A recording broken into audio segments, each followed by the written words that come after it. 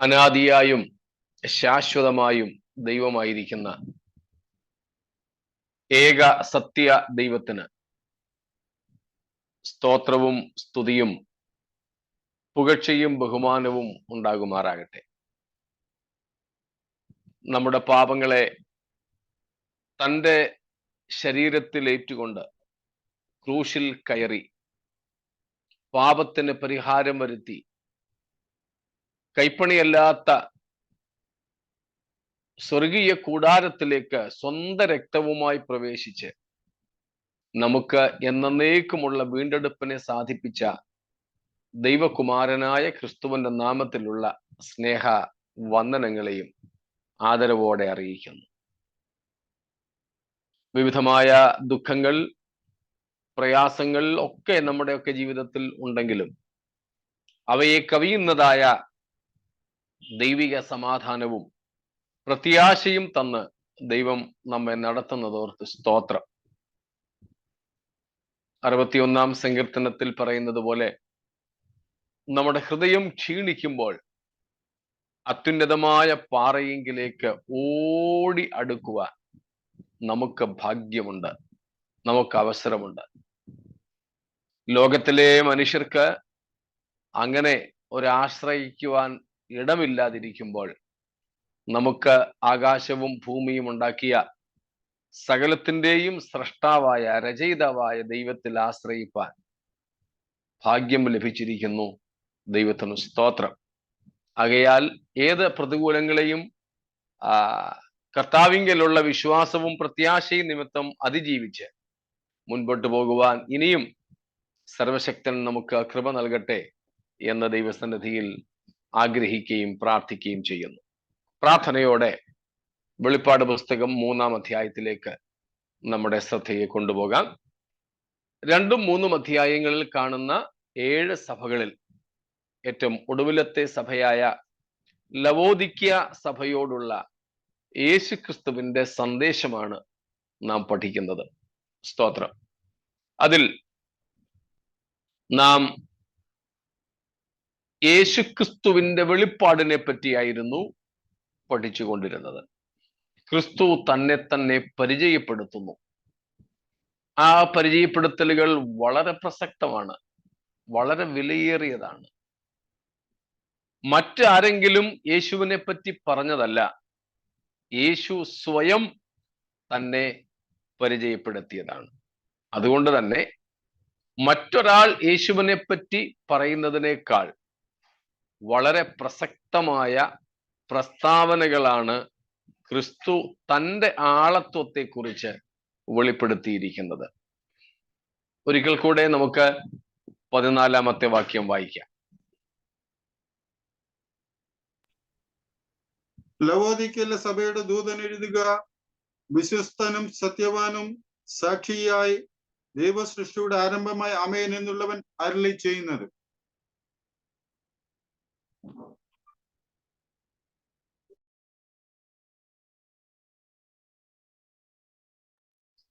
സ്തോത്രം. അവിടെ നമ്മൾ കണ്ട യേശുക്രിസ്തുവിന്റെ വെളിപ്പാട്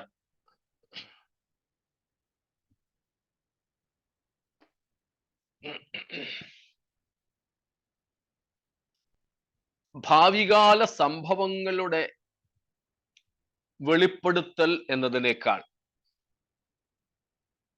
ക്രിസ്തുവിന്റെ ആളത്വത്തെ സംബന്ധിച്ച വെളിപ്പാടാണ് നമുക്ക് ഈ പുസ്തകത്തിൽ ഉടനീളം കാണുവാൻ കഴിയുന്നത്. യേശുവിന്റെ ആളത്വത്തിന്റെ വെളിപ്പാട്. ആ വെളിപ്പാട് കേവലം 1-ാം അധ്യായം 13 മുതൽ 20 വരെ കൊണ്ട് തീരുന്നില്ല. ആവർത്തിച്ചു പറയട്ടെ,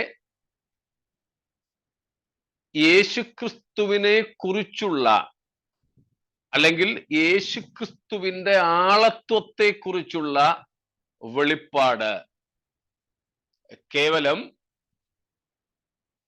1-ാം അധ്യായത്തിൽ 9-ാം വാക്യം മുതലുണ്ട്.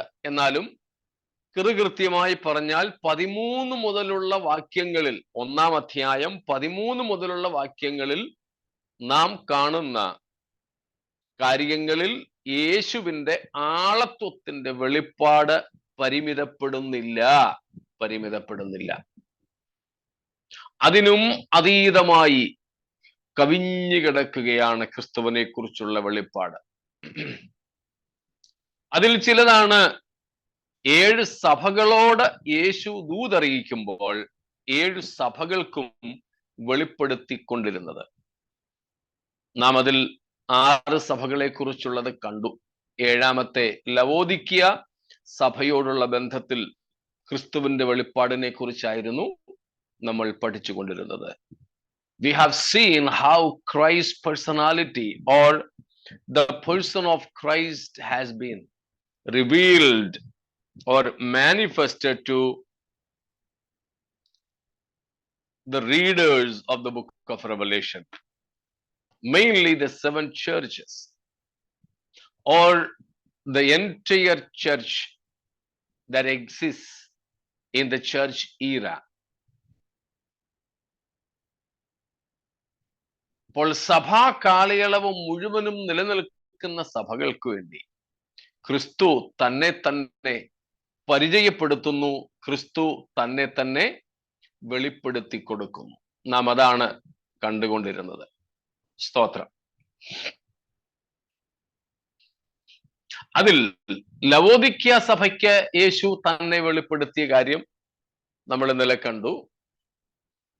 വിശ്വസ്തനും സത്യവാനുമായ സാക്ഷി. അതിന്റെ വിശദീകരണങ്ങൾ നമ്മൾ കണ്ടായിരുന്നു. രണ്ടാമത് കൂടെ വന്നാട്ടെ. The beginning of the creation of God. Praise God. The beginning of God's creation. ദൈവ സൃഷ്ടിയുടെ ആരംഭമായവൻ. അതിൽ 2 പ്രധാനപ്പെട്ട കാര്യങ്ങളായിരുന്നു നമ്മൾ പഠിച്ചുകൊണ്ടിരുന്നത്. ആ പ്രസ്താവനയുടെ ആ വെളിപ്പാടിന്റെ അർത്ഥം എന്തല്ല, 2 അതിന്റെ അർത്ഥം എന്താണ്? ആ പ്രസ്താവനയുടെ അർത്ഥം യേശു ഒരു സൃഷ്ടിയാണ് എന്നല്ല. ദൈവസൃഷ്ടിയുടെ ആരംഭം എന്ന് യേശുവിനെ പറഞ്ഞിരിക്കുന്നത്, യേശു തന്നെ തന്നെ വെളിപ്പെടുത്തിയിരിക്കുന്നതിന്റെ അർത്ഥം എന്തല്ല, ദൈവം എല്ലാം സൃഷ്ടിക്കുന്നതിന് മുമ്പ് ഏറ്റവും ആദ്യം യേശുവിനെയാണ് സൃഷ്ടിച്ചതെന്നല്ല. പിന്നെ എന്താണ് അതിന്റെ അർത്ഥം? He is the source of all creation. Praise God.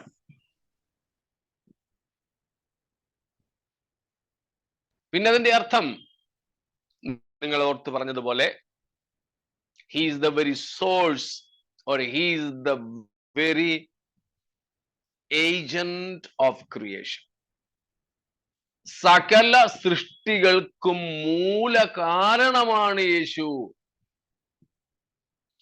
എല്ലാം യേശുക്രിസ്തുവിനാൽ സൃഷ്ടിക്കപ്പെട്ടു. സകല സൃഷ്ടികളും ഉത്ഭവിക്കുന്നത് യേശുവിൽ നിന്നാണ് എന്നത്രേ അതിന്റെ അർത്ഥം. അതാണ് നാം യോഹന്നാന്റെ സുവിശേഷം 1-ാം അധ്യായം 3-ാം വാക്യത്തിൽ നിന്നും കൊലോസ് ലേഖനം 1-ാം അധ്യായം 15-18 വാക്യങ്ങളിൽ നിന്നും ഒക്കെ കണ്ടത്. സകലവും ക്രിസ്തുവിനായും സൃഷ്ടിക്കപ്പെട്ടിരിക്കുന്നു. അതുകൊണ്ട് സകലവും ആത്യന്തികമായി ചെന്നു ചേരേണ്ടതും ക്രിസ്തുവിലാണ്. അതാണ് നാം കൊലോസ് ലേഖനത്തിൽ നിന്നും ഇന്നലെ വായിച്ചത്. സ്തോത്രം. അപ്പോൾ സകല സൃഷ്ടികൾക്കും ആധാരം യേശുവാണ്. യേശു ഏറ്റവും ആദ്യം സൃഷ്ടിക്കപ്പെട്ടു എന്നല്ല, യേശുവാണ് സകലത്തെയും രചിച്ചത് എന്നതത്രേ ഇതിന്റെ അർത്ഥം. ഒന്നും കൂടെ സരളമായി പറഞ്ഞാൽ, യേശു സൃഷ്ടിയല്ല, പകരം സകലത്തിന്റെയും സ്രഷ്ടാവാണ്. ഇതാണ് ഈ വാക്യത്തിന്റെ ഏറ്റവും സരളവും അപ്പോൾ തന്നെ പൂർണ്ണവുമായ അർത്ഥം. Jesus is not a creation, but he is the very creator of everything. സ്തോത്രം. സകലത്തെയും രചിച്ചവൻ. യേശു ഒരു രചനയല്ല, യേശു ഒരു സൃഷ്ടിയല്ല. പിന്നെ യേശുവിന്റെ അസ്തിത്വം എങ്ങനെയുണ്ടായി? നമുക്ക് പറയാൻ കഴിയുന്ന പദമാണ് he is not created, but he is the self-existent God. He is the self-existent God. യേശു ഒരു സൃഷ്ടിയല്ല, പിന്നെ സ്വയം സ്ഥിതനായ ദൈവമാണ്. സ്വയംഭൂ എന്നാരും വിളിക്കരുത്, സ്വയം സ്ഥിതൻ എന്ന് തന്നെ വിളിക്കണം ദൈവത്തെ. സ്വയം സ്ഥിതനായ ദൈവം, സ്വയം അസ്തിത്വവാനായിരിക്കുന്ന ദൈവം, തന്റെ അസ്തിത്വത്തിന് വേറെ ഒരു ആവശ്യവും ഇല്ലാത്തവൻ. സ്തോത്രം. തന്റെ നിലനിൽപ്പിന് ഒന്നിനെയും ആശ്രയിക്കേണ്ടാത്തവൻ, സ്വയം സ്ഥിതൻ. സെൽഫ് എക്സിസ്റ്റന്റ് എന്നുള്ളതിന് പൊതുവെ നമ്മുടെ ഭാഷയിൽ സ്വയംഭൂ എന്നാണ് വിളിക്കാറ്. നമ്മൾ ട്രിനിറ്റി തൃത്വോപദേശം പഠിച്ച സമയത്ത് അതിന്റെ വിശദീകരണം നമ്മൾ പങ്കുവച്ചിരുന്നു. നമ്മുടെ ദൈവത്തെ സ്വയംഭൂ എന്ന് വിളിക്കുവാൻ പറ്റില്ല. സ്തോത്രം. സ്വയംഭൂ ആണെങ്കിൽ ഒന്ന് ഭൂമിയിൽ ജനിക്കണം, രണ്ട്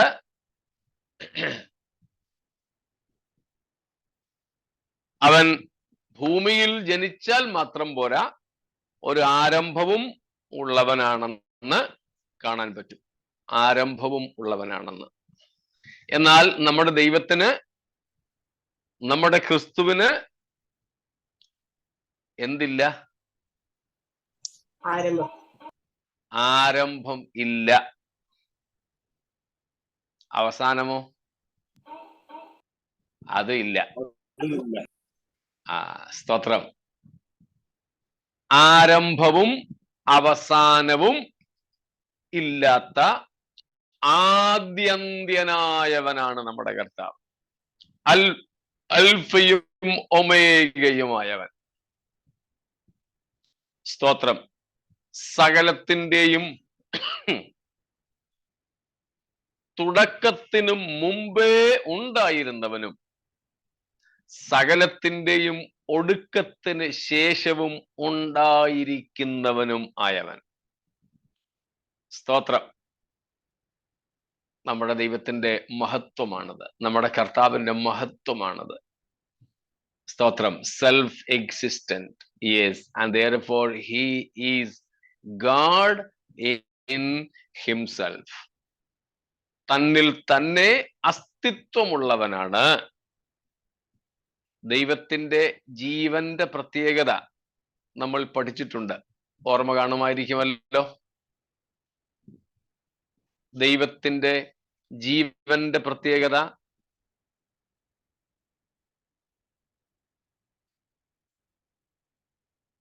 ഓർമ്മയുണ്ടോ ആർക്കെങ്കിലും?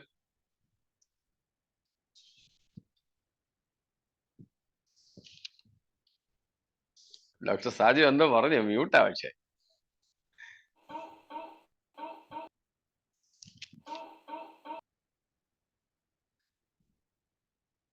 മറന്നുപോയോ?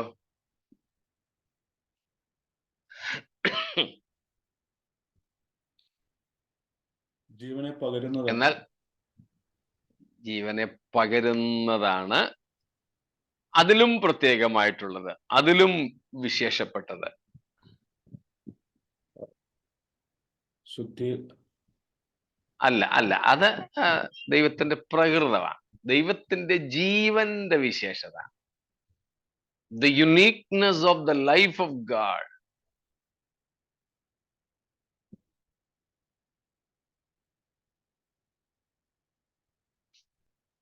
അപ്പൊ നമ്മൾ പഠിക്കുന്നതൊക്കെ പിന്നെ ആവർത്തിക്കാം. John chapter 5:26. യോഹന്നാൻ 5:26 വാക്യം. യോഹന്നാൻ 5:26. പിതാവിന് തന്നിൽ തന്നെ ജീവനുള്ളത് പോലെ അവൻ പുത്രനും തന്നിൽ തന്നെ ജീവനുള്ളവർ ആകുമാർ വരം നൽകിയിരിക്കുന്നു. എന്ത് മനസ്സിലായി?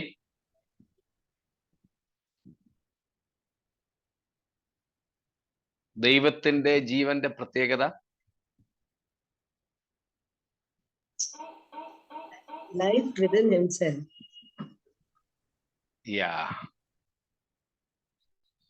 God's life originates from within. He has life in himself.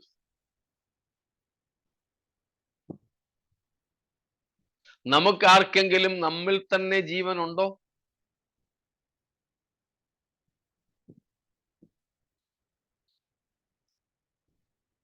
ഇല്ല, ഇല്ല. ഉണ്ടായിരുന്നെങ്കിൽ നമുക്ക് മരിക്കാൻ ഒക്കത്തില്ലായിരുന്നു. ഇനി അഥവാ മരിച്ചാലും ഇഷ്ടമുള്ളപ്പം മരിക്കാം, ഇഷ്ടമുള്ളപ്പം ജീവിക്കാമെന്ന് വന്നേനെ. എന്നാൽ ദൈവത്തിന് മാത്രമേ ഉള്ളൂ, ദൈവത്തിന്റെ ജീവന് മാത്രമേ ഉള്ളൂ ഈ പ്രത്യേകത. എന്തേ? ദൈവത്തിന് തന്നിൽ തന്നെ ജീവനുണ്ട്. ദൈവത്തിന്റെ ജീവന്റെ പ്രത്യേകതയാണത്. ദൈവത്തിന് തന്നിൽ തന്നെ ജീവനുണ്ട്. അതാണ് സെൽഫ് എക്സിസ്റ്റന്റ് എന്ന് പറയുന്നത്. സ്തോത്രം. സെൽഫ് എക്സിസ്റ്റന്റ് എന്ന് പറയുന്നത്. For even as the Father has life in himself and is self-existent, so he has given to the Son to have life in himself and be self-existent. സ്തോത്രം. നമ്മുടെയൊക്കെ ആയുസിന്റെ നിലനിൽപ്പിന് ഒത്തിരി ഘടകങ്ങൾ കൂടിയേ തീരൂ. ഒത്തിരി ഘടകങ്ങൾ. എന്നാൽ ദൈവത്തിന്റെ ജീവന് അങ്ങനെയുള്ള എന്തെങ്കിലും ഘടകങ്ങളുടെ ആവശ്യമുണ്ടോ? ഇല്ല, ഇല്ല. Self existent as well as self sufficient. നമ്മുടെ ദൈവം സ്വയം സ്ഥിതനും സ്വയം പര്യാപ്തനുമാണ്. അതുകൊണ്ടാണ് നമ്മൾ അന്ന് പഠിച്ചത്, നമ്മുടെ ദൈവത്തിന് ആരാധന വേണോ, ആവശ്യമുണ്ടോ? ഇല്ല, ഇല്ല. നമ്മുടെ ദൈവത്തിന് സ്തുതിസ്തോത്ര യാഗങ്ങളുടെ ആവശ്യമില്ല. ദൈവത്തിന് എന്തെങ്കിലും ആവശ്യം ഉള്ളത് കൊണ്ടല്ല നാം ദൈവത്തിന് സ്തുതിസ്തോത്രങ്ങൾ അർപ്പിക്കുന്നത്. ഇസ്രായേൽ മക്കൾക്ക് അങ്ങനെ ഒരു ചിന്ത വന്നപ്പോൾ ഒരിക്കൽ തമ്പുരാൻ ചോദിച്ചു, ആകാശത്തിലെ സകല പക്ഷികളും കാട്ടിലെ സകല മൃഗങ്ങളും എനിക്കുള്ളവയാ, എനിക്ക് വിശന്നാൽ ഞാൻ നിന്നോട് ചോദിക്കുകയില്ല. നിന്റെ പിതാക്കന്മാർ 40 വർഷം മരുഭൂമിയിൽ നടന്നിട്ട് ഒരിക്കലെങ്കിലും ഞാൻ അവരോടൊരു യാഗം കഴിക്കാൻ ആവശ്യപ്പെട്ടിട്ടുണ്ടോ?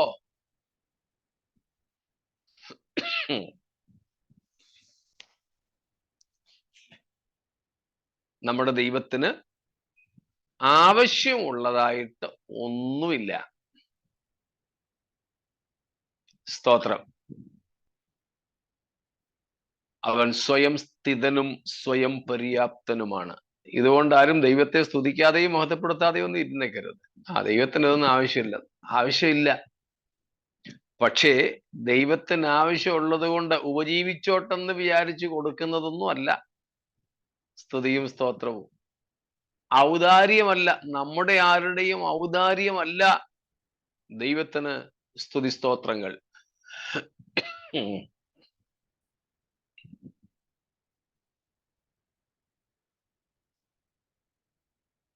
അപ്പോൾ ദൈവം സ്വയം സ്ഥിതൻ. ദൈവത്തിന്റെ ജീവന്റെ പ്രത്യേകതയാണ് ദൈവത്തിന് തന്നിൽ തന്നെ ജീവനുണ്ട്. തന്നിൽ തന്നെ ജീവനുണ്ട്. സ്തോത്രം. അതുകൊണ്ട് യേശു ദൈവസൃഷ്ടിയുടെ ആരംഭം എന്ന് പറഞ്ഞാൽ എന്തല്ല അർത്ഥം?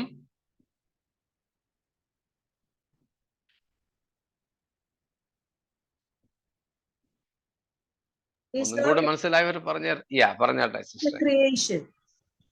He is not created being. That is, we have to understand that. But what is he? As he is the beginning of the creation of God, then what is he?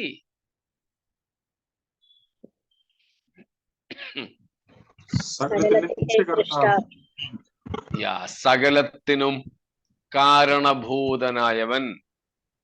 പിതാവിനെ കുറിച്ച് എബ്രായ ലേഖനകർത്താവ് അങ്ങനെയാ പറയുന്നത്, സകലത്തിനും ലാക്കും സകലത്തിനും കാരണഭൂതനുമായവൻ. അതുപോലെ തന്നെ പുത്രനും ആകുന്നു. യെശയ്യാ 9 അധ്യായത്തിന്റെ 6ഉം 7ഉം വാക്യങ്ങൾ എന്ന് വായിച്ചു. ഐശയ്യാ chapter 9 verses 6 and 7.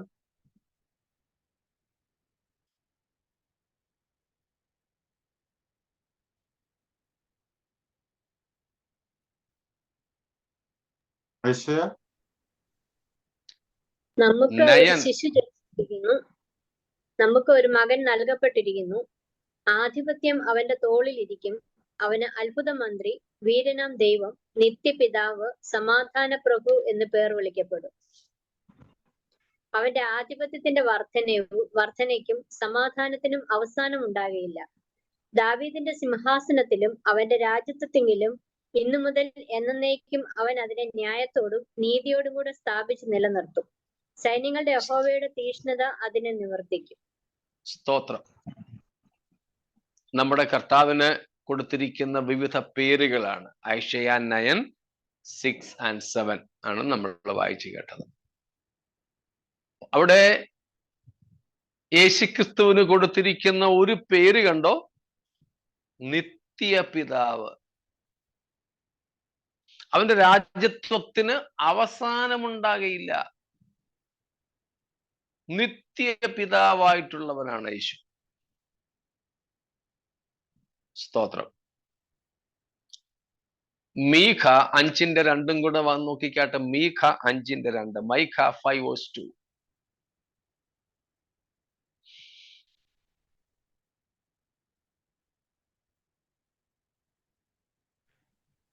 നീയോ ബത്ലഹേം എഫ്രാത്തെ, നീ യഹൂദ സഹസ്രങ്ങളിൽ ചെറുതായിരുന്നാലും ഇസ്രായേലിന് അധിപതിയായിരിക്കേണ്ടുന്നവൻ എനിക്ക് നിന്നിൽ നിന്ന് ഉത്ഭവിച്ചു വരും.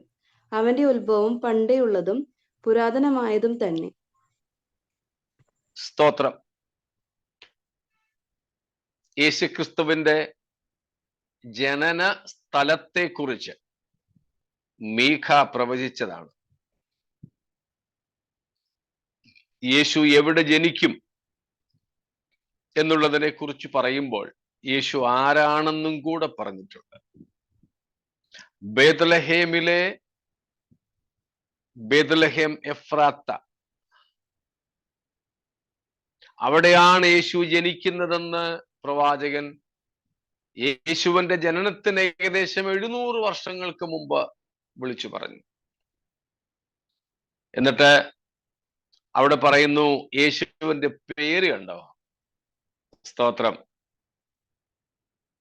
whose goings forth have been from of old, from ancient days. അവന്റെ ഉത്ഭവം, ബാക്കി നിങ്ങൾ പറഞ്ഞാട്ടെ. അതിന്റെ ഉത്ഭവം പണ്ടേ ഉള്ളതും അത്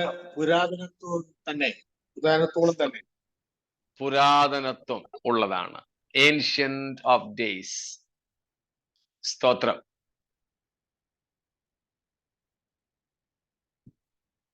എന്ന് പറഞ്ഞാൽ ഏൻഷ്യന്റ് ഓഫ് ഡേയ്സ്,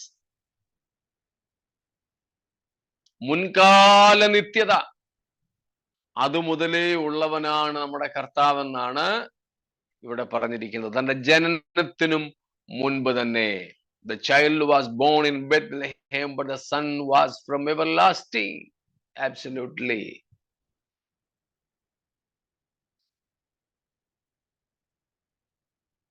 അപ്പോൾ യേശു സൃഷ്ടിയല്ല, ദൈവം യേശുവിനെ ഏറ്റവും ആദ്യം സൃഷ്ടിച്ചെന്നല്ലതിന്റെ അർത്ഥം. അവൻ സ്രഷ്ടാവാണ്. ദൈവം സൃഷ്ടിച്ചതെല്ലാം യേശുവിലൂടെയാണ് സൃഷ്ടിച്ചതത്രേ. ദൈവം സൃഷ്ടി ചെയ്തതെല്ലാം യേശുവിലൂടെയാണ് സൃഷ്ടിച്ചത്. ഒരിക്കൽ കൂടെ നമുക്ക് യോഹന്നാൻ 1:3 വായിക്കാം. John 1:3. All things were made by him, and without him was not anything made that was made. Praise God. Through him, through the eternal Logos, through the eternal Word, God created everything. Without him, nothing was created. അതാണ് പറഞ്ഞത്. സകല ദൈവ സൃഷ്ടിക്കും ആധാരം ദൈവത്തിന്റെ വചനമാണ്, വചനമായ ക്രിസ്തുവാണ്. Praise God. സ്തോത്രം. നമുക്കൊരു ദൈവത്തെ ഉണ്ടാക്കേണ്ട ഗതികേട് വന്നിട്ടില്ല. നമ്മുടെ ദൈവം തനിക്കായി നമ്മളെ ഉണ്ടാക്കിയിട്ടേ ഉള്ളൂ. നമുക്ക് ഒരു ദൈവത്തെ നമുക്കായി ഉണ്ടാക്കേണ്ട ആവശ്യം വന്നിട്ടില്ല. എന്നാൽ ദൈവം നമ്മെ തനിക്കായി ഉണ്ടാക്കി. അതിന് അവന് പ്രസാദമായി എന്ന് മാത്രമേ ഉള്ളൂ. സ്തോത്രം. മുമ്പോട്ട് പോകാമല്ലോ. ഇത്രയും കാര്യങ്ങളിൽ എന്തെങ്കിലും സംശയം ഉണ്ടെങ്കിൽ ചോദിച്ചാട്ടെ. That's why we need to praise God. Of course. We should be proud of our God. We should be proud of our position in our Lord.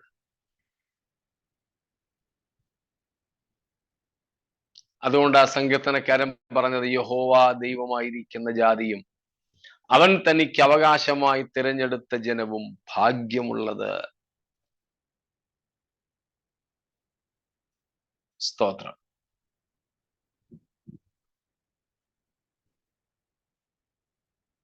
മറ്റൊന്നുമില്ല.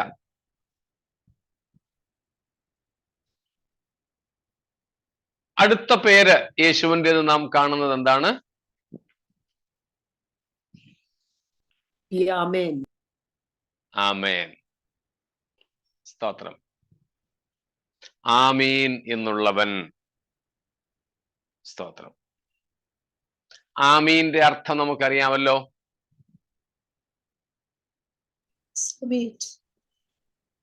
Yeah. Even so it be. Let it be so as it is. അതെ, അങ്ങനെ തന്നെ ആയിരിക്കട്ടെ. അതാണ് ആമീൻ.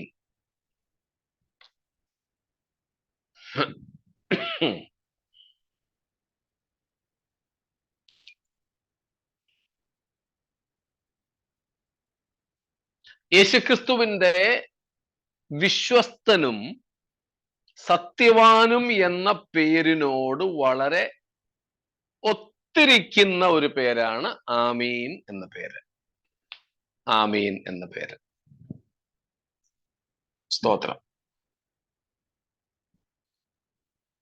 യെശയ്യാ 65:16 വാക്യം വായിച്ചാട്ട്. ഐശയ്യാ 65:16.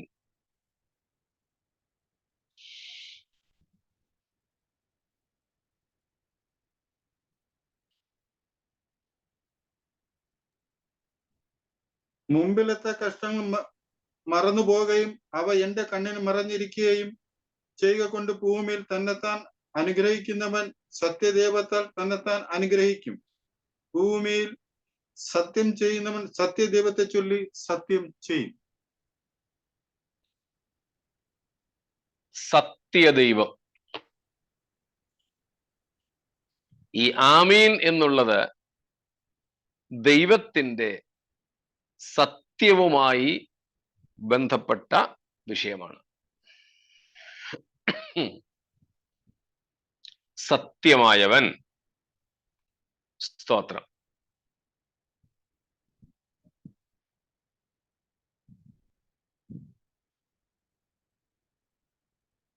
Amplified വേർഷനിൽ ഇങ്ങനെ കൊടുത്തിരിക്കുന്നത്. Amplified version ആർക്കെങ്കിലും ഉണ്ടെങ്കിൽ വായിച്ചോളൂ, ഞാൻ വായിക്കണമെന്നില്ല. So it shall be that he who invokes a blessing on himself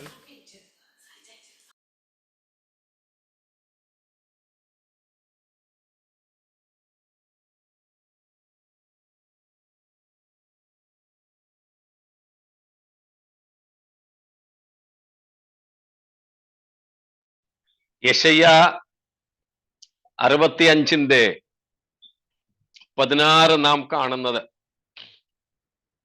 സ്തോത്രം. അതിന്റെ ആംപ്ലിഫൈഡ് വേർഷനിൽ എങ്ങനെയാണ്? So it shall be that he who invokes a blessing on himself in the land shall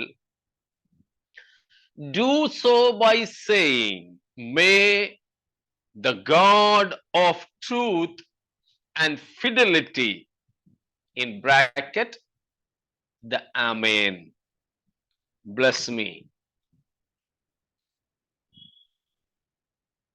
അവിടെ രണ്ടിടത്ത് ആമീൻ എന്നുണ്ട്.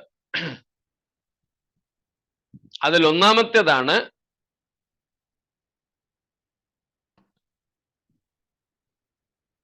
എന്തു പറഞ്ഞുകൊണ്ടാണ് ഒരുവൻ തന്നെ അനുഗ്രഹിക്കുന്നത്?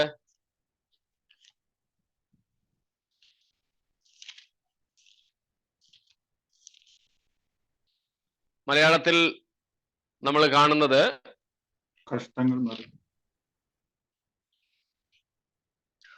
സത്യദൈവത്താൽ തന്നെ താൻ അനുഗ്രഹിക്കും. സത്യദൈവത്താൽ. അതാണ് the God of truth and fidelity. ആ സത്യദൈവം എന്ന് മലയാളത്തിൽ തർജ്ജമ ചെയ്തിരിക്കുന്നതിന്റെ മൂലഭാഷയാണ് ആമീൻ.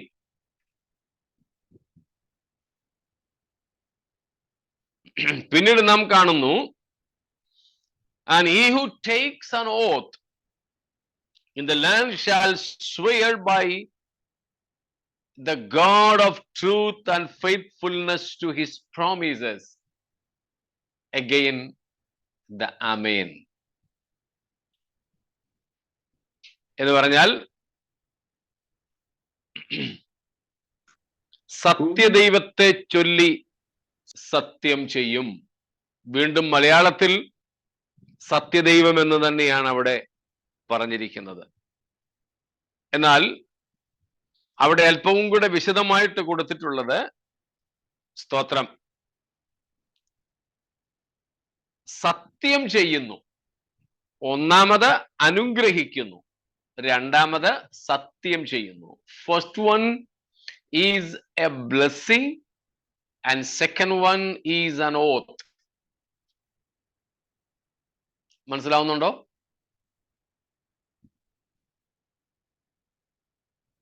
മനസ്സിലാവുന്നു അതോ ഇല്ലയോ? ആവർത്തിക്കണോ?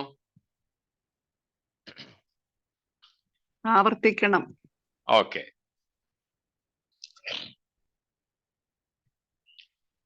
രണ്ട് കാര്യങ്ങളാണ് ഇവിടെ ചെയ്യുന്നത്. ഭക്തന്മാർ ചെയ്യുന്ന രണ്ട് കാര്യങ്ങൾ. ഒന്ന് അനുഗ്രഹിക്കുന്നു, മറ്റൊന്ന് സത്യം ചെയ്യുന്നു, ശപഥം ചെയ്യുന്നു. നമ്മുടെ സാധാരണ ഭാഷയിൽ പറഞ്ഞാൽ ആണയിടുന്നു. ആ അനുഗ്രഹിക്കുന്നവൻ ആരെ ചൊല്ലി അനുഗ്രഹിക്കുന്നത്, അല്ലെങ്കിൽ അവൻ അനുഗ്രഹിക്കുവാൻ അടിസ്ഥാനം ആരാണ്? സത്യദൈവം. സത്യദൈവം, ദൈവമാണ്. ആ ദൈവത്തിന്റെ പ്രത്യേകത എന്തുവാ? സത്യദൈവം. സത്യ ദൈവമാണ്. സത്യം എന്ന അർത്ഥം ഫിലദൽഫിയയിൽ വെച്ച് ഇപ്പോൾ പഠിച്ചായിരുന്നല്ലോ. അവിടുന്ന് ലവോദിക്കവരെ വന്നിട്ടേ ഉള്ളൂ, മറന്നു കാണത്തില്ല. അതുകൊണ്ട് അപ്പോൾ അനുഗ്രഹിക്കുവാൻ അടിസ്ഥാനം സത്യദൈവം. അവിടെ മലയാളത്തിൽ സത്യദൈവം എന്ന് വിവർത്തനം ചെയ്തിരിക്കുന്ന മൂലവാക്ക് ആമേൻ. ആമേൻ എന്നാണ്. അത് നമ്മൾ ഇംഗ്ലീഷ് വൽക്കരിക്കാനൊന്നും പോകണ്ട കേട്ടോ. ഐ മീൻ എന്നൊന്നും പറയണ്ട. ഇന്ന് നമുക്ക് ഇംഗ്ലീഷിൽ സ്റ്റൈലൊക്കെ വന്നിട്ട് ഐ മീൻ എന്നൊക്കെയാ പറയുന്നത്. ആമീൻ എന്നാണ് ആ വാക്ക്. എല്ലാ ഭാഷയിലും ആമീൻ എന്ന് തന്നെയാണ്. അതുകൊണ്ട് നമ്മൾ അതിനെ ഇംഗ്ലീഷ് സ്റ്റൈലിലൊന്നും ആക്കാതെ അതിന്റെ മൂല അർത്ഥത്തിൽ, മൂല ഉച്ചാരണത്തിൽ തന്നെ അങ്ങ് ചെയ്താൽ മതി. ആമീൻ. ഏത് ഭാഷയിൽ പ്രാർത്ഥിച്ചാലും ആമീൻ എന്ന് പറഞ്ഞാൽ മതി. ഹല്ലേലൂയ പറയുന്നത് പോലെ. ഹല്ലേലൂയ നമ്മുടെ ഒന്നും ഭാഷയല്ല. അതിന് മലയാളത്തിൽ പറഞ്ഞാലും ഹല്ലേലൂയയാണ്, ഹിന്ദിയിൽ പറഞ്ഞാലും അതെ, അറബിക്കിൽ പറഞ്ഞാലും അതെ, എബ്രായ ഭാഷയിൽ പറഞ്ഞാലും അതെ. നമ്മുടെ മലയാളികളിൽ ചിലരൊക്കെ പറയുന്നുണ്ട് ഹല്ലേലൂയ എന്ന് പറയേണ്ട ആവശ്യമില്ല. കേട്ടുണ്ടായിരിക്കുമല്ലോ, ഹല്ലേലൂയ ഹല്ലേലൂയ. ആ ഹല്ലേലൂയ അല്ലത്, ഹല്ലേലൂയ എന്ന് തന്നെയാണ്. അപ്പം ഏത് ഭാഷയിലായാലും ശരി ഹല്ലേലൂയ, ഇതുപോലെ ആമീൻ എന്നതിന്റെ ഉച്ചാരണവും ഏത് ഭാഷയിൽ പറഞ്ഞാലും ആമീൻ എന്ന് തന്നെയാണ്. എന്നാൽ നമുക്ക് ഒരു ഇംഗ്ലീഷ് ഭ്രമം കൂടിയിട്ട് ഐ മീൻ എന്നൊക്കെയാ പറയാം. വേണ്ട ആവശ്യമില്ല. സായിപ്പ് പറഞ്ഞാൽ പോലും ആമീനെ പറയാവൂ, അതിന് വേറൊരു ഉച്ചാരണം ഇല്ല. ഓക്കെ. അപ്പോൾ ഇവിടെ സത്യദൈവം എന്ന് നമ്മുടെ ഭാഷയിലേക്ക് വിവർത്തനം ചെയ്തിരിക്കുന്നത് ആമീൻ എന്ന നാമം അല്ലെങ്കിൽ പദമാണ്. അതിന്റെ അർത്ഥം എന്താണ്? God is true and he is faithful, his fidelity. ദൈവത്തിന്റെ സത്യവും ദൈവത്തിന്റെ വിശ്വസ്തതയുമാണ് ദൈവത്തെ സത്യദൈവമാക്കുന്നത്. അതാണ് ആമീൻ. അതല്പവും കൂടെ വ്യക്തമാകുന്നത് രണ്ടാം ഭാഗത്താണ്. രണ്ട് കാര്യങ്ങളാ ചെയ്യുന്നത്. ഒന്ന് അനുഗ്രഹിക്കുന്നു, മറ്റൊന്ന് swearing. സ്വയറിങ്, ശപഥം ചെയ്യുന്നു, സത്യം ചെയ്യുന്നു. സത്യം ചെയ്യുന്നതും ആരുടെ പേരിലാ? അല്ലെങ്കിൽ സത്യം ചെയ്യുന്നതിനും അടിസ്ഥാനം എന്താണ്? True God. സത്യദൈവം എന്ന് പറഞ്ഞാൽ സത്യം ചെയ്യലാകുമ്പോൾ അത് ഒരു വാഗ്ദത്തവുമായി ബന്ധപ്പെട്ട വിഷയമായി വരുന്നു. സത്യം ചെയ്യുന്നത് എപ്പോഴാ? ഞാൻ എന്തെങ്കിലും വാഗ്ദത്തം കൊടുക്കുമ്പോഴാണ്. ഇവിടെ ദൈവത്തിന്റെ വാഗ്ദത്തങ്ങളുടെ വിഷയത്തിലാണ് എന്തിന്റെ ആവശ്യം? സത്യം ചെയ്യലിന്റെ ആവശ്യം. വാഗ്ദത്തത്തിന്റെ വിഷയത്തിൽ സത്യം ചെയ്യുന്നെങ്കിൽ വാഗ്ദത്ത വിഷയത്തിൽ ദൈവം എങ്ങനെയുള്ളവനാണ്? നിവർത്തിപ്പാൻ വിശ്വസ്തനാണ്. നമ്മൾ അതുകൊണ്ടാ ഈ തിയോളജി ഒന്നും ഇല്ലാതെയാണ് സാധാരണ ഭാഷയിൽ നമ്മൾ പ്രാർത്ഥിക്കുന്നത്. വാഗ്ദത്തങ്ങളിൽ വിശ്വസ്തനും വാക്കു മാറാത്തവനുമായ കർത്താവേ. നമ്മുടെ പ്രാർത്ഥനയുടെ ഒരു തുടക്കമല്ലേ? പലരും പ്രാർത്ഥിക്കുന്ന അങ്ങനെയാണല്ലോ. ഈ തിയോളജിയാണ് അവിടെ. ഇതൊന്നും ചിന്തിക്കാതെ നമ്മൾ ചാടിക്കയറി പറയുന്നേ ഉള്ളൂ. ദൈവം വാഗ്ദത്തങ്ങളിൽ വിശ്വസ്തൻ. അതിനുള്ള ഒറ്റവാക്കാണ്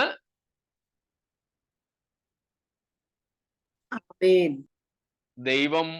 ആമീൻ എന്ന് പേരുള്ളവനാണ്. അവൻ എന്തെങ്കിലും പറഞ്ഞിട്ടുണ്ടോ? അങ്ങനെ തന്നെ, മാറ്റമൊന്നും ഇല്ല. ഇതാണ് ആമീന്റെ അർത്ഥം. അതും നമ്മൾ ദൈവം യേശു സത്യവാനെന്ന് പഠിച്ചപ്പോൾ ഫിലദൽഫിയയിൽ വെച്ച് പഠിച്ചു. രണ്ടർത്ഥമുണ്ട് സത്യം എന്നുള്ളതിന്, ഓർക്കുന്നുണ്ടോ? സ്തോത്രം. ഒന്ന് പറയുന്നതിലുള്ള സത്യം, രണ്ട് ആളത്വത്തിലുള്ള സത്യം. കൂടെ വരുന്നുണ്ടല്ലോ. അപ്പോൾ യേശു ഇവിടെ ആമീൻ എന്ന് പേര് പറയുമ്പോൾ അതിന്റെ അർത്ഥം എന്താണ്? He is an unchanging God. സത്യവാനാണ്. ആ സത്യദൈവത്തെ കൊണ്ട് നമുക്ക് അനുഗ്രഹിക്കാം. മാറ്റമില്ലാത്തവനാണ്. He is genuine. അവൻ യഥാർത്ഥവാനാണ്. സ്തോത്രം. മുഖം മൂടി അണിഞ്ഞവനല്ല.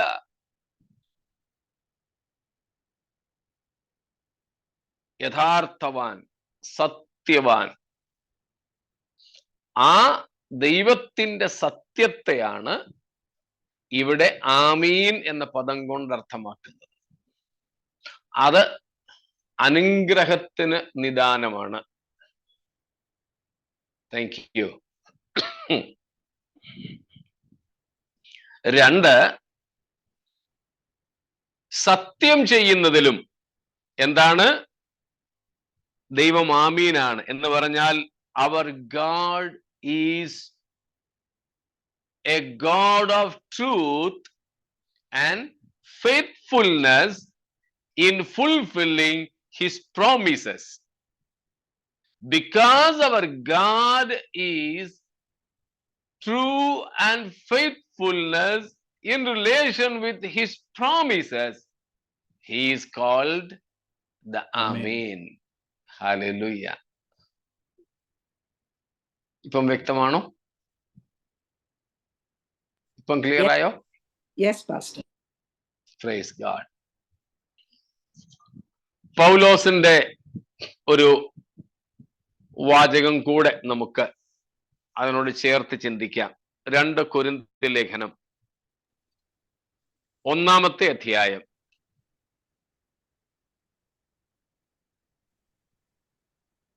19, 19ഉം 20ഉം 2 വാക്യങ്ങളും വായിച്ചാട്ടെ. അലിയ സാൻഡി വായിച്ചു. 19 എന്തിനകത്ത് for the son of God വായിക്കാനോ? അത് വായിക്കാം. വായിച്ചു. 19 For the Son of God Jesus Christ, who was preached among you by us, even by me and Silvanus and Timotheus, was not yea and nay, but in him was yea. For all the promises of God in him are yes, and in him amen, unto the glory of God by us. Praise God. Verse number 19 speaks about the fidelity, the faithfulness, the unchanging nature of the Son of God. What he said, yeah was yeah, or yes was yes. Never there was a yes and then a nay. That means no. ദൈവപുത്രനായ ക്രിസ്തു വാക്കു മാറ്റി പറഞ്ഞിട്ടില്ലെന്നാണ് 19-ാം വാക്യം. ഒരിക്കൽ ഉവെന്നും പിന്നെ അയ്യോ ഞാൻ മറന്നുപോയെന്ന് പത്രക്കാര് എന്റെ വാക്കിനെ വളച്ചൊടിച്ചതാ. നമ്മുടെ ആൾക്കാർ പറയുന്നത് അങ്ങനല്ലേ? അത് പത്രക്കാര് ഞാൻ പറഞ്ഞതിനെ വളച്ചൊടിച്ചു.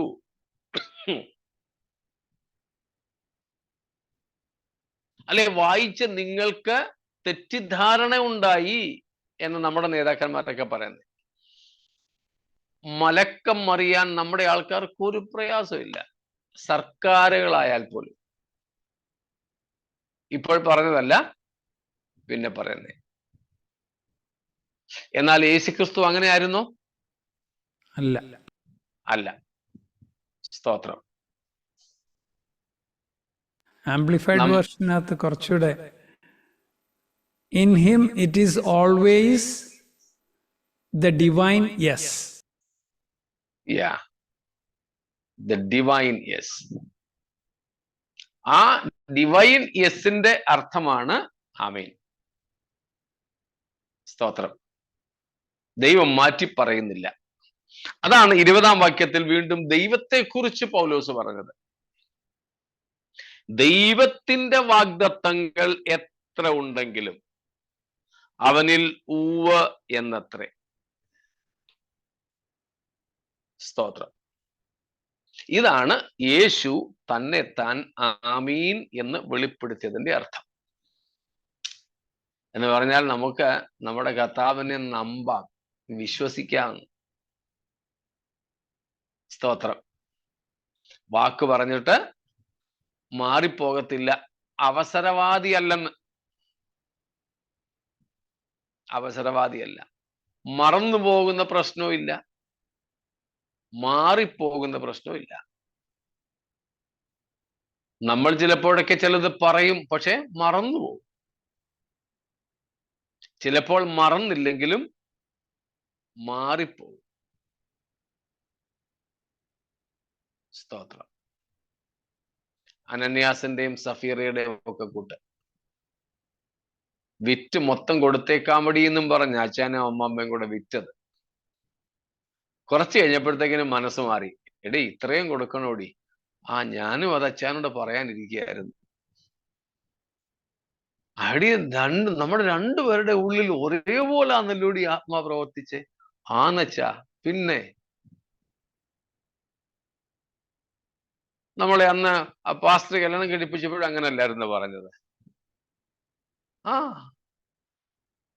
വളരെ ഒത്തോണ്ടാണ് അവരെ എടുത്തു മാറ്റിയത്. അന്നേരം കൊണ്ട് കൊടുത്തോണ്ട് അത്രയെങ്കിലും ആയി. അല്പം കൂടെ കഴിഞ്ഞിരുന്നെങ്കിൽ കുറെ കൂടെ എടുത്തു മാറ്റിയായിരുന്നു. അല്പം കൂടെ വൈകിയിരുന്നെങ്കിൽ ഇനി കൊടുക്കണ്ട എന്ന് പറഞ്ഞേനെയായിരുന്നു. ഇതാണ് നമ്മുടെ രീതി. മാറിക്കൊണ്ടിരിക്കും.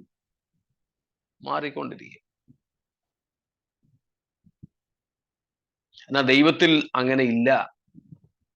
അതുകൊണ്ടാണ് യേശു പറയുന്നത്, ലവോദിക്യ സഭയെ ഞാൻ ആമീൻ ആണ്. വികാരഭരിതനായി എന്തെങ്കിലും പറഞ്ഞു പിടിപ്പിക്കുന്നവനല്ല. വികാരം ശമിക്കുമ്പോൾ വേറെ എന്തെങ്കിലും ചെയ്യുന്നവനും അല്ല. എനിക്ക് ചില മനുഷ്യരെ അറിയാം. ചില അപ്പന്മാരാണ്, ചില അമ്മമാരാണ്, ചില ലീഡേഴ്സ് ആണ്. ആദ്യം ചെന്ന് ആര് അവരോട് എന്തു പറയുന്നു അതേ അവർ വിശ്വസിക്കുള്ളൂ. ഇപ്പം ഞാന് അപ്പന, 2 മക്കളുണ്ട്, തമ്മിൽ അടികൂടി. ചിലപ്പോൾ വലിയവനായിരിക്കും തെറ്റുകാരൻ, പക്ഷെ അവനാണ് വന്ന് ആദ്യം എന്നോട് പരാതി പറയുന്നത്. അതുകൊണ്ട് പപ്പാടെ ഇളയവനുണ്ടല്ലോ, അവൻ ഇന്ന പോലെയൊക്കെ ചെയ്തു. പക്ഷെ തെറ്റുകാരൻ വലിയവനാ, പക്ഷെ അവനാണ് ആദ്യം വന്ന് എന്നോട് പറയുന്നത്. ആദ്യം വന്ന് എന്നോട് പറഞ്ഞതേ എന്റെ തലയിൽ കയറൂ, ഞാൻ അതേ വിശ്വസിക്കൂ. ചിലരുടെ രീതി അതാ. നമ്മുടെയൊക്കെ പോലീസ് സ്റ്റേഷനുകളിലും അങ്ങനെയാ. എൻ്റെ ചേട്ടന് ഒരു അപകടം ഉണ്ടായ കാര്യം നിങ്ങൾക്കറിയാം. കഴിഞ്ഞ വർഷം ഒറ്റയ്ക്ക് ബൈക്കിൽ പോകുമ്പം ഉണ്ടായ അപകട. പരിചയമുള്ളവരാരും ഇല്ല, നിലത്ത് വീണു, ബോധം കെട്ടു, ആരൊക്കെയോ പൊക്കിയെടുത്ത് ആശുപത്രി കൊണ്ടുപോയി. അതുകൊണ്ട് ആശുപത്രിയിൽ നിന്ന് ഡിസ്ചാർജ് ഒക്കെ ആയ ശേഷമാണ് പോലീസ് കംപ്ലൈന്റ് ചെയ്യാൻ വേണ്ടി പോയത്. പക്ഷെ ഇതിനോടകം തന്നെ വന്ന് ഇടിച്ച പാർട്ടികൾ നേരത്തെ കംപ്ലൈന്റ് പോലീസ് സ്റ്റേഷനിൽ കൊണ്ട് കൊടുത്തു. ആദ്യം കിട്ടിയ കംപ്ലൈന്റ് ആണ് അവർ സത്യമെന്നും പറഞ്ഞ് സ്വീകരിക്കുന്നത്. ഒത്തിരി പണിപ്പെട്ടു. നമ്മുടെ പരാതി ഒന്ന് സ്വീകരിക്കാൻ പോലും അവർ പണിപ്പെട്ടു. ഒത്തിരി പണിയേണ്ടി വന്നു. എന്നാൽ നമ്മുടെ ദൈവത്തിന് അങ്ങനെയുള്ള വികാര വിച്ഛേദനങ്ങളൊന്നുമില്ല. സ്തോത്രം. അല്പം രുചികരമായ ഇറച്ചി കൊണ്ട് കൊടുത്താൽ അനുഗ്രഹം തട്ടിയെടുക്കാം അപ്പന്റെ കയ്യിൽ നിന്ന്. അപ്പന്റെ സംഗതിയൊക്കെ ഇത്രയേ ഉള്ളൂ. എന്നാൽ ഇതുപോലെ ദൈവത്തിന് ഇറച്ചി കൊടുത്തിട്ട് മനസ്സ് മാറ്റാമോ? പറ്റത്തില്ല. സ്തോത്രം. പറ്റത്തില്ല. അതാണ് ഇവിടുത്തെ അർത്ഥം. ആമീൻ. Unchangeable, trustworthy, faithful in keeping his promises, whatever happens. സ്തോത്രം. എന്തൊക്കെ സംഭവിച്ചാലും വാഗ്ദത്തം ചെയ്തത് അങ്ങനെയേ നിവർത്തിക്കുന്ന വിശ്വസ്തനെന്നാണ് ആമീൻ എന്നതിൻ്റെ അർത്ഥം.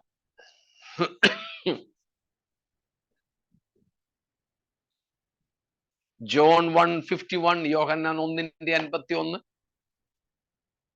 And he said to him, Truly, truly, I say to you, you will see heaven opened, and the angels of God ascending and descending on the Son of Man. നാം അവിടെ വായിച്ചത് ട്രൂലി ട്രൂലി. നമുക്കിപ്പോ അത് മാത്രം മതി, ബാക്കിയൊന്നും നമ്മൾ എടുക്കുന്നില്ല. നാം മലയാളത്തിൽ അത് വ്യക്തമാണ്. എന്താ? ആമേൻ ആമേൻ ആമേൻ ആമേൻ. അതാണ് ഇംഗ്ലീഷിൽ ഞാൻ നിങ്ങളോട് സത്യമായിട്ട് പറയുന്നു എന്ന് പറയുന്ന ട്രൂലി ട്രൂലി. പഴയ KJV-യിലൊക്കെ ആണെങ്കിൽ വെറിലി വെറിലി. Truly truly. ആമീൻ ആമീൻ. ഒത്തിരി ഭാഗങ്ങളിൽ യേശു പറഞ്ഞിട്ടുണ്ട് ആമീൻ ആമീൻ ഞാൻ നിങ്ങളോട് പറയുന്നു. അത് നമ്മള് അമീൻ അമീൻ അമീൻ അമീൻ പറയും പ്രാർത്ഥനയിലടക്കിയ വാക്ക് കിട്ടാതെ വരുമ്പോ. ഫിൽ ഇൻ ദ ബ്ലാങ്ക്സിൽ നമ്മൾ ഉപയോഗിക്കുന്ന അമീൻ അമീൻ അമീൻ അമീൻ അല്ല യേശു ഉപയോഗിച്ചത്. മനസ്സിലായോ? നമ്മൾ പറയാറുണ്ടല്ലേ, ഞാൻ ഒത്തിരി പറയുമായിരുന്നു അമീൻ കത്താബേ അമീൻ അമീൻ. എന്റെ തുടക്ക സമയത്ത് എന്റെ ചേട്ടൻ തന്നെയാ പറഞ്ഞത്, എടാ കുറെ നിർത്തിക്കോണോ.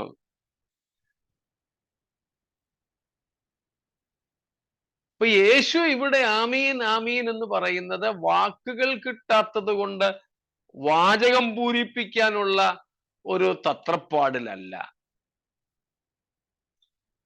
പാസ്റ്റർ, നമുക്ക് ആ വേർഡ് യൂസ് ചെയ്യാമോ? ആമീൻ ആമീൻ എന്നോ?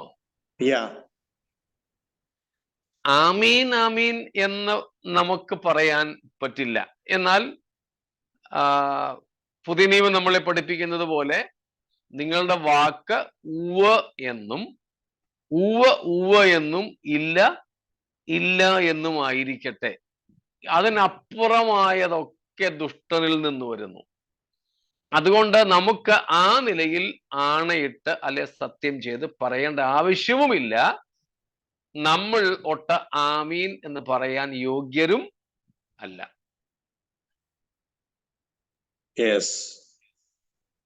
സ്തോത്രം. ഇന്ന് ഞാനൊരു ദൈവദാസനുമായിട്ട് സംസാരിച്ചപ്പോൾ അദ്ദേഹം പറയായിരുന്നു, അദ്ദേഹം ഉൾപ്പെട്ട് നിൽക്കുന്ന സംഘടനയുടെ നേതാവിന്റെ അടുക്കൽ അദ്ദേഹം എന്തോ വിഷയത്തിൽ അല്പം ഗൗരവമായി സംസാരിച്ചു. ഈ പാസ്റ്ററിനെ കുറിച്ച് ആ സഭാ നേതാവ് എന്തോ അവിഖ്യാതി പറഞ്ഞു. അത് ഇദ്ദേഹം അറിഞ്ഞു. ഈ പാസ്റ്റർ നേതാവിനോട് ചോദിച്ചു. പക്ഷെ നേതാവ് പറഞ്ഞു, ഞാൻ പറഞ്ഞിട്ടില്ല. ഏറ്റവും ഒടുവിൽ തെളിവുണ്ട് ഈ പറഞ്ഞ പാസ്റ്റർക്ക്. അതുകൊണ്ട് അദ്ദേഹം പറഞ്ഞു, ഇല്ല പാസ്റ്റർ പറഞ്ഞു. ഒടുവിൽ സഭാ നേതാവ് ബൈബിൾ എടുത്ത് സത്യം ചെയ്തു. ബൈബിൾ സത്യം, ഞാനിത് പറഞ്ഞിട്ടില്ല. ഞാൻ ഇപ്പൊ ഈ പറഞ്ഞ വാക്യം ഈ പാസ്റ്റർ സഭാ നേതാവിനോടങ്ങ് പറഞ്ഞു. എന്റെ ബൈബിള് പറയുന്നത് സ്വർഗത്തെ കൊണ്ട് സത്യം ചെയ്യരുത് ഉണ്ടല്ലോ, നമ്മള് ഗിരിപ്രഭാഷണത്തിൽ പഠിച്ചായിരുന്നു. നിങ്ങളുടെ വാക്ക് ഉവ്വ എന്നും ഇല്ല എന്നും ആയിരിക്കട്ടെ. ഇല്ലെന്ന് പറഞ്ഞാൽ ഇല്ല. അതാരെങ്കിലും വിശ്വസിച്ചാലും ഇല്ലെങ്കിൽ ഇല്ല. ആണെങ്കിൽ ഉവ്വ്. ഇതിനപ്പുറം പാസ്റ്ററെ താങ്കൾ ബൈബിൾ എടുത്ത് സത്യം ചെയ്തെങ്കിൽ അതിന്റെ അർത്ഥം താങ്കൾ എന്നെ ബോധ്യപ്പെടുത്താൻ ശ്രമിക്കുന്നു, താങ്കൾ ഇത് പറഞ്ഞത് തന്നെയാണ് എന്ന് പറഞ്ഞ് ഇദ്ദേഹം അല്പം ഗൗരവമായിട്ട് പറഞ്ഞു. ആ സഭാ നേതാവ് അവിടെ നിന്ന് ഫ്രീസ് ആയിപ്പോയെന്നാണ് ഞാൻ കേട്ടത്. പറഞ്ഞതിന്റെ സാരം, നമുക്ക് ഇതിന്റെ ആവശ്യം ഇല്ല. യേശുവിന് അത് പറയാൻ അധികാരമുണ്ടായിരുന്നു. കാരണം യേശു, ബാക്കി പറഞ്ഞാൽ സത്യവാനാണ്. യേശു ആമീൻ തന്നെയായിരുന്നു. താൻ തന്നെ ആമീൻ എന്നുള്ളവനായതുകൊണ്ട് യേശുവിനത് പറയാമായിരുന്നു. നമുക്കതിന്റെ ആവശ്യമില്ലതാനും അതിന് യോഗ്യതയുമില്ല.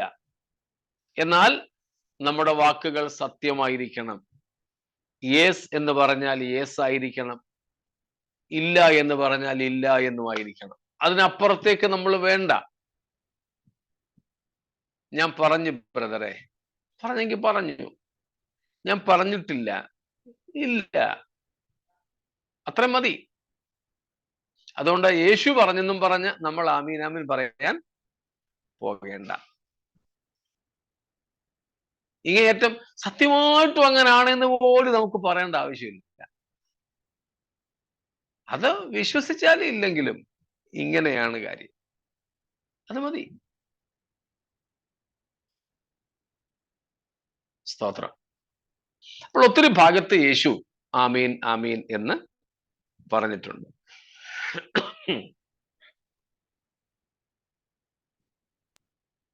അവിടെ എല്ലാം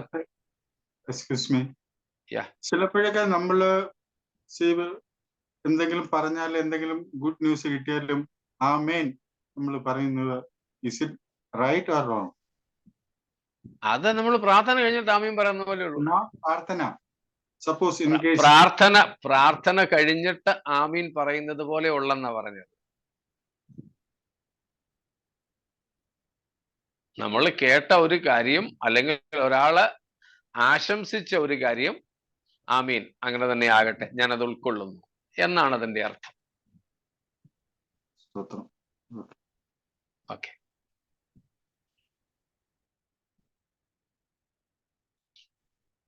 അപ്പോൾ ഈ ട്രൂലി അല്ലെങ്കിൽ ആമീൻ ആമീൻ എന്ന് പറഞ്ഞിരിക്കുന്നതിന്റെ ഗ്രീക്കും അത് തന്നെയാ, ആമീൻ എന്ന് തന്നെയാ.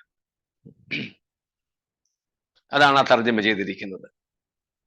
അപ്പൊ അതിന്റെ അർത്ഥം the person of Christ is true, the promises of Christ are also true. യേശുവിന്റെ ആളത്വവും സത്യമാണ്, അവന്റെ വാഗ്ദത്തങ്ങളും സത്യമാണ്. സ്തോത്രം, പ്രൈസ് ഗാഡ്. അതുകൊണ്ട് നമുക്ക് ഈ കർത്താവിൽ പൂർണ്ണമായും ആശ്രയിക്കാം എന്നർത്ഥം. സ്തോത്രം. ഇതാണ് നമ്മുടെ കർത്താവിന്റെ ആളത്വത്തെക്കുറിച്ചുള്ള 3:14 വെളിപ്പാടിൽ നാം കാണുന്ന വെളിപ്പാട് അല്ലെങ്കിൽ പ്രകടീകരണം. ഈ കർത്താവിൽ വിശ്വസിപ്പാനും ആശ്രയിപ്പാനും ദൈവം നമുക്ക് ഭാഗ്യം നൽകിയല്ലോ. ദൈവത്തിന് സ്തോത്രം. ഈ കർത്താവിന്റെ സ്വഭാവമുള്ളവരായി സത്യസന്ധരായി ജീവിപ്പാൻ ദൈവം നമുക്കും നമ്മുടെ വ്യക്തി ജീവിതത്തിലും കുടുംബജീവിതത്തിലും ശുശ്രൂഷ ഔദ്യോഗിക ജീവിതങ്ങളിലുമൊക്കെ ദൈവം കൃപ നൽകട്ടെ എന്ന് പ്രാർത്ഥിച്ചുകൊണ്ട് നമുക്ക് ഇന്ന് ഇവിടെ നിർത്താം. ദൈവം നമ്മെ അനുഗ്രഹിക്കുമാറാകട്ടെ.